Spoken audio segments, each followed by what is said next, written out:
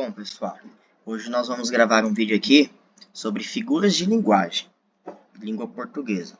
Nosso canal traz algumas questões sobre educação também, sobre conhecimento. As figuras de linguagem, o que são as figuras de linguagem? É um recurso estilístico, tá? Linguístico que possibilita maior expressividade, tirando as palavras do uso comum e multiplicando seu sentido através da conotação. Onde nós encontramos? Na poesia, na música, dentro da nossa língua, no nosso dia a dia, dentro da nossa rotina, como por exemplo a ironia. Quem nunca foi irônico? Quem nunca utilizou um exagero dentro da sua palavra, dentro da sua criação de frase? Então nós vamos ver essas figuras de linguagem, as principais. Pois bem, são muitas, tá? As figuras de linguagem, são dezenas. Eu selecionei as principais, as 10. Antítese, prosopopeia, ironia, eufemismo, metáfora, comparação, catacrese, hipérbole, onomatopeia e metonímia. Então a gente começa pela antítese, tá? O que é antítese? Antítese é quando se usa na mesma expressão palavras ou imagens que traduzem sentidos contrários. Então, aqui eu trouxe exemplos não em frases, mas em imagens, para que façamos esse exercício mental. Então, é um gelo pegando fogo, são as revistas, capas de revistas, né? Vida e morte, ou seja, palavras de sentido opostas. Mar, deserto. Agora, em frase, a gente pode aplicar também em frase. Ó, toda guerra finaliza por onde devia ter começado, a paz, ou seja, guerra e paz, sentidos opostos. A próxima figura de linguagem é a prosopopeia ou personificação. O que é prosopopeia ou personificação? Quando atribuímos características humanas a não humanas. Então, é Emília do Sítio do Pica-Pau Amarelo. Por que Emília? Porque ela é uma boneca e nós damos-lhe a vida. É Alice no País das Maravilhas e as suas fantasias, suas quimeras. É o Dolinho que fala, uma garrafa, um pet, um refrigerante que conversa. Então são características humanas atreladas, distribuídas para coisas não humanas, tá? Então, por exemplo, pode ser uma parede que escuta. Não faz sentido, né? Uma parede escutar. Então, a personificação ou prosopopeia, ambos os nomes estão corretos, e que ela é muito cobrada em concursos públicos, é a atribuição de qualidade e sentimentos humanos a objetos ou seres irracionais. Exemplo: o jardim olhava as crianças sem dizer nada. Como um jardim olha crianças sem dizer nada? Um outro exemplo aqui na tirinha. Vamos interpretar. Tá se olhando no espelho? Zé Lelé. Eu não. Ele que tá me olhando.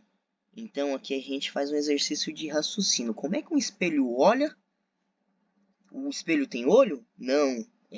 É o reflexo da sua imagem. Então, esse exercício de raciocínio da personificação está atrelado a isso, tá? Qualidades e sentimentos humanos a objetos ou seres irracionais.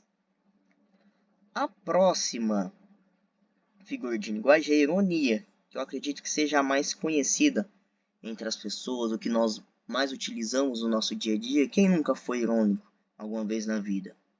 Ironia é quando queremos dizer algo, mas tem um sentido oposto, estamos sendo irônico, debochado, sarcástico.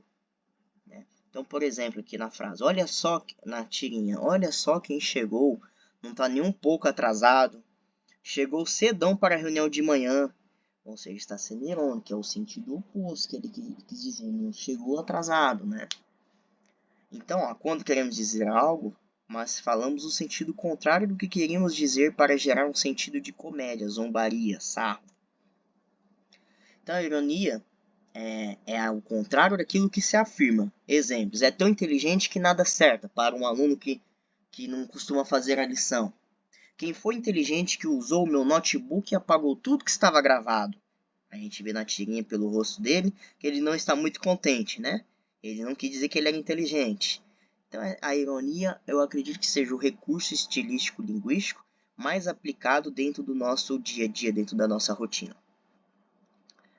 Eufemismo. O eufemismo é uma forma de suavizar uma expressão para evitar que a mensagem fique impactante. Então, quando alguém morre, você não vai chegar e dizer para um parente, para uma pessoa querida, um ente próximo, e falar: sua mãe morreu, o seu parente morreu. Você vai traumatizar a pessoa pode entrar em choque. Então, para isso, a gente utiliza o eufemismo, que é suavizar a expressão para evitar que a mensagem fique impactante. Então, a gente pode dizer que ela bateu as botas, partiu dessa para melhor, né? Virou estrela, etc. A gente tenta suavizar. Mamãe foi para a roça, mas papai não foi trabalhar. Pedofilia é crime, em casa é um horror. Ou então, plus size, para a gente não dizer que é a moda do gordinho, a gente criou nós, seres falantes, criamos a expressão plus size. Então, o eufemismo é utilizado para suavizar o discurso, só reforçando, entregou a alma a Deus. Nesta frase está sendo informada a morte de alguém, né? Que é aquilo que eu estava falando, para não entrar a pessoa em choque. A gente não pode chegar e falar que a pessoa morreu de súbito. A pessoa pode entrar em choque, se assustar e outra pessoa morrer, né? Por isso que a gente tenta utilizar o eufemismo em algumas situações específicas. O exemplo aqui da tirinha. Fofoqueiro não, querida. Eu sou produtora de biografias orais não autorizadas. Para não soar grosseiro, a fofoqueira ela criou toda essa historinha, né?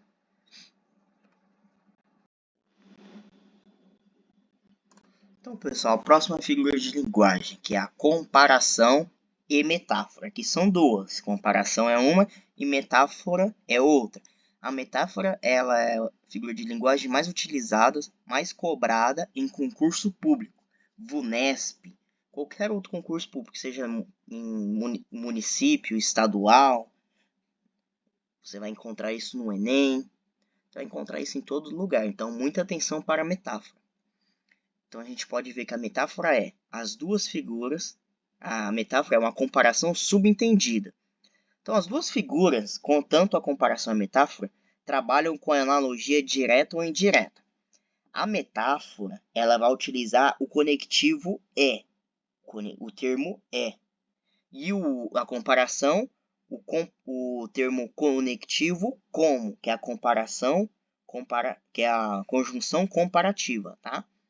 Então, ó, como acabar com as manchas? Antes, depois. Pobre é igual ao barbante. Tá vendo o termo é? Pobre é igual ao barbante. É uma comparação. Então fica implícito, subentendido, o é como com como. Pobre é como igual ao barbante. Então fica implícito, escondido. Pobre é igual ao barbante. Quando não está esticado, está no rolo. Animais no volante. Não está dizendo diretamente que existe um animal dirigindo, que aconteceu alguma coisa, que um animal estava dirigindo um automóvel. Não, ele quis comparar o ser humano com o animal. Irracional.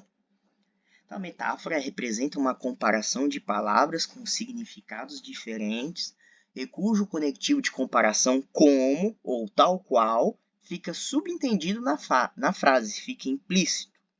Exemplo. A vida é uma nuvem que voa. Então, o que ele quis dizer com isso, com essa frase? Ao interpretarmos, a gente consegue subentender com o termo é que a vida é como uma nuvem que voa, ou seja, passageira, efêmera, passa rápido. Falam agora na tirinha, fala uma coisa romântica. Meu amor é uma caravana de rosas vagando num deserto inefável de paixão. Uau, agora traduz. Aí você está querendo demais. Demais. Então, pessoal, meu amor é uma caravana de rosas. É como uma caravana de rosas. Então, percebam que o termo fica subentendido.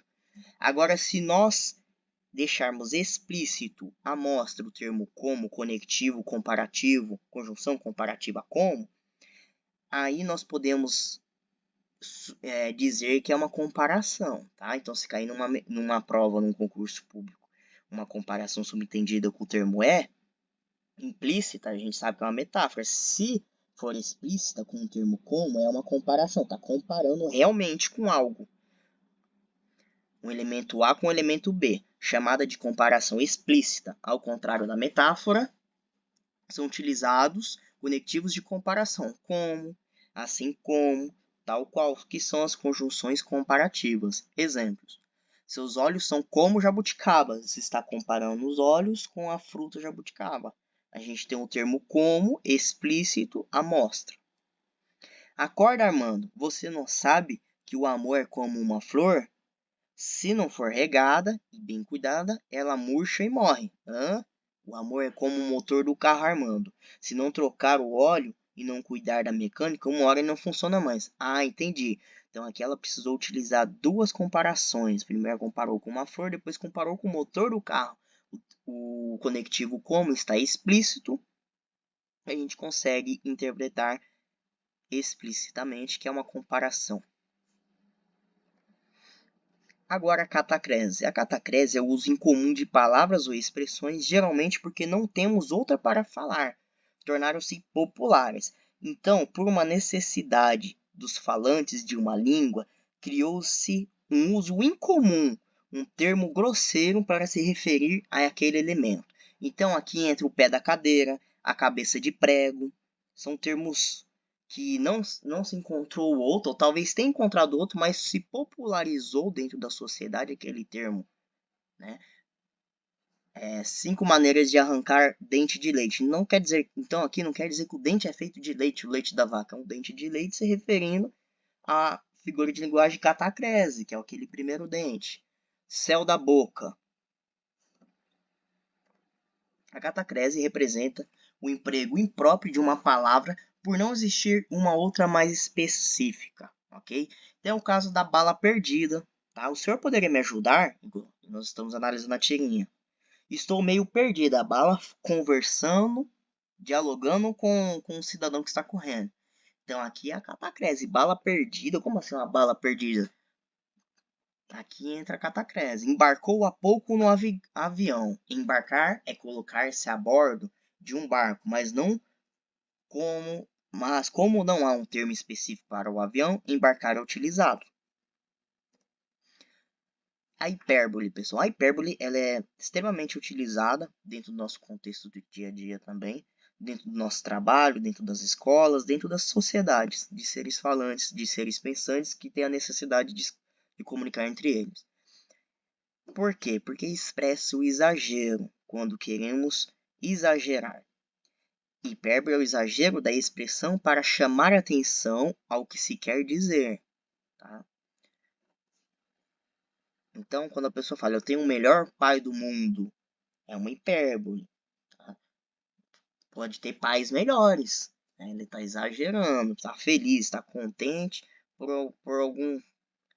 algo específico. Hipérbole corresponde ao exagero de uma ideia feita de maneira intencional. Então, ela é utilizada de maneira intencional. Então, pode estar em conjunto aqui, dialogando, conectando-se a hipérbole e a ironia, a fim de ser sarcástico. Tá? Então, por exemplo, quase morri de estudar. Ninguém morre de estudar, de tanto estudar. Então, perceba que ela dialoga com a ironia, mas sobressai-se pelo exagero de maneira intencional, de modo intencional. A gente tem que tomar cuidado para não marcar ironia num concurso público, e concurso público é uma resposta só. Vamos ver a tirinha. Tô ficando atadinha, tô ficando atoladinha. Viu como eu canto bem? Aposto que Elis Regina está morrendo de inveja. Ninguém morre de inveja. As pessoas podem ter inveja, mas continuam vivas. Então aqui se aplica a hipérbole. E tomar muito cuidado para não confundir com a ironia, que pode acontecer, né? Mas essa confusão pode tornar-se ambígua a mensagem. A nona figura de linguagem é a onomatopeia, que são palavras que reproduzem som. Esta figura de linguagem, ela predomina nas histórias em quadrinhos, nos mangás, nos HQs, tá? Porque ela representa os sons dos ambientes, tá? Então, é o tic-tac do relógio, é o pou do soco, precisa representar, então, o som. Ela vai ser utilizada em história em quadrinho, em música. As pessoas também, os músicos também colocam dentro das suas canções, da sua canção. Então, um exemplo de onomatopeia é a inserção de palavras no discurso que imitam sons. Exemplos: não aguento o tic-tac desse relógio. O boom e pode ser de algo batendo, aqui no caso dessa tirinha que é o Cebolinha batendo no tambor. O buá, que representa o choro, etc. Agora vem a 10ª e última figura de linguagem que estamos contemplando, discutindo aqui dentro desse vídeo. Metonímia é a troca de palavras para dizer o produto, se diz a marca. Então, pessoal, a gente acaba dizendo assim: eu comi um bolo de leite, eu comi um bolo de leite ninho, comi um bolo de ninho, cobertura de ninho. Ninho é a marca. O que ela representa é o leite em pó. A gente acaba trocando. Compre uma Gillette. Aí você vai lá e até compra outra marca. Compra a marca Bic, por exemplo, para fazer a barba. Não representa. Então a Gillette, a gente está trocando a marca pelo produto, tá? A gente diz a marca para se referir ao produto. Tá? É o caso do jet ski, né? Que jet ski é a marca da moto que anda sobre o mar. E o band-aid para se referir ao adesivo de curativo. O miojo, que é da marca Nissilama, a gente não fala macarrão instantâneo, a gente fala miojo, vou comer um miojo. A gente não utiliza a palavra macarrão instantâneo, então a gente substitui.